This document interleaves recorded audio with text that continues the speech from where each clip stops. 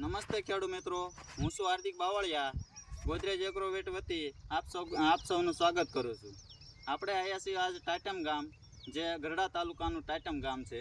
હવે આપણે જે ફાર્મરને મળવા આવ્યા છીએ, એમનું નામ છે ધીરુભાઈ બચુભાઈ જીડિયા. એમને આપણે ગોદરેજ કંપનીનું મેસ્કોટ લાવીને યુઝ કર્યો હતો, તો એમની પાસેથી અભિપ્રાય લેવી કે ગોદરેજ કંપનીનું મેસ્કોટનું રિઝલ્ટ એમને કેવું લાગ્યું.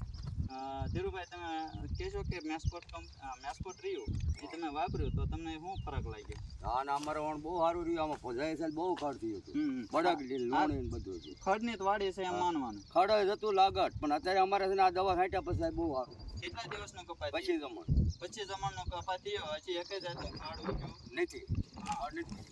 અને તમારો મોબાઈલ નંબર સેટ બોલજો તો. 95 77 45 11 77. હવે આ ભાઈ ધીરુભાઈનું એવું કેવું એમ છે કે મેસ્કોટ જે રહ્યું ગોદરેજ કંપનીનું, એમને રિઝલ્ટ બહુ સારા મળ્યા છે.